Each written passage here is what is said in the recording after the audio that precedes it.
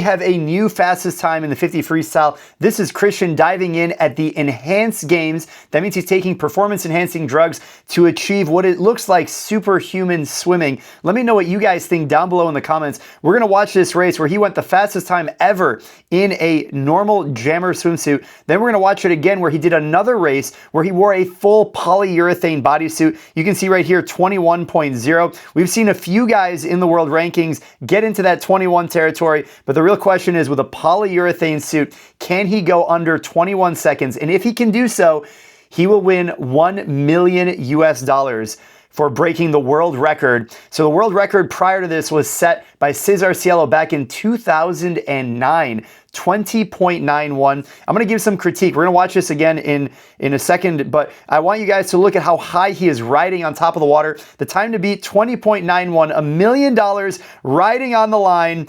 Boom. 20.89. That is unbelievable. Let me know what you guys think down below in the comments. This is part of a bigger documentary that just rolled out. It's an hour long. I encourage you guys to go check it out. Be friendly and respectful in the comments. Have a valid discussion. That's really what I'm here reporting on this. And I just skimmed some clips here, put them all together for you guys to see. It was a number of athletes that were part of this experiment, if you will. Brett Hawk is behind it. What's ironic is that he is the coach of the current world record holder, Cesar Cielo, way back in 2009. He coached him through at Auburn and beyond. He broke that world record at the World Championships. And it's pretty crazy to see the progression over 15 years, the lack of the world record, and now to see it broken through performance enhancing means. So that's pretty crazy. Let's go ahead and watch this 20 point again. I'm going to add some commentary. So when he went 21.0, he took 34 arm strokes, and it actually looked like he was almost short with his stroke. And then when he added the bodysuit, the polyurethane red suit that you see right here, and it looks like he's just riding a lot higher in the water. He's getting slightly better distance per stroke. And obviously he went faster than his lifetime best without any performance enhancing drugs. And he is just flying. He was long on the finish, which means he probably could have gone faster. I mean, just think about that for a second. This dude literally could have gone faster if he had just timed the finish. Maybe he needed that extra stroke. He probably got a little bit more easy speed on the front end. I mean, he's obviously going maximum effort all the way through, but to see this kind of performance, he's got the whole pool to himself. We saw something similar, minus the performance enhancing drugs part, back in like 2000. I think Alex Popov, he went 21.6 in a Speedo, I believe, and he did that all by himself in a time trial. I mean, floating the finish. Pretty crazy to think that he floated the finish. Let's go ahead and watch the regular jammer swim. And this was a 21.0. And you can see, like, look at his stroke.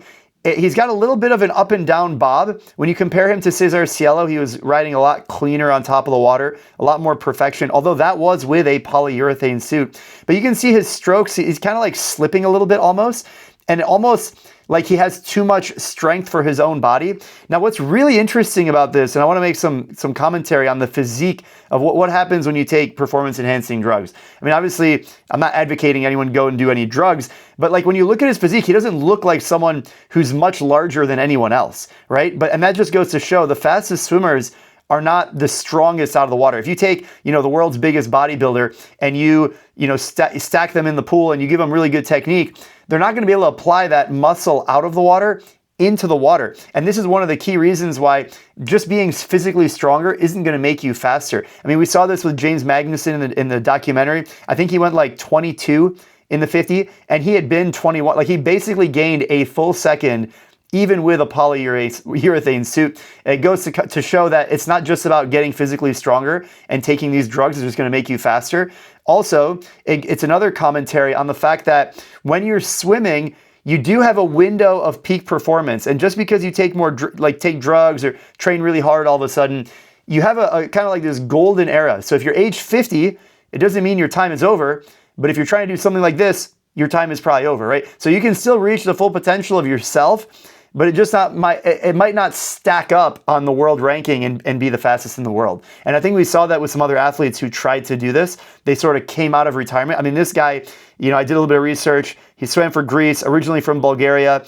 And I mean, he walks away with $1 million, right? So, you know, again, I'm curious to see what you guys are going to comment below, because a lot of people are advocating for this and they think this is the direction of the sport. You look at professional bodybuilding, they have different divisions for, you know, performance enhancing and then all natural. You know, there's a big thing in the bodybuilding and weightlifting community, if you're all natural or not. I mean, I'll say it clearly on this channel. I probably don't have to say it, but I will anyway. I am 100% natural. I've never taken any performance enhancing drugs. And people would look at me and they'd be like, well, yeah, no crap. You don't look that jacked. You know, I'm not going these kind of times. But there are plenty of people who are taking performance enhancing drugs. And normally in bodybuilding, at least, you would see it. Like, they physically look humongous. This guy, it doesn't really look like that. And so I'm curious the direction of the sport, you know, where we're going to go, because you see, you know, this swim, and to think that, you know, he dropped a fair amount of time off his personal best, and then now he's able to go a 20 point with a bad finish. I mean, literally, you do that race again in a different environment in 6 months or a year, and he might go 19.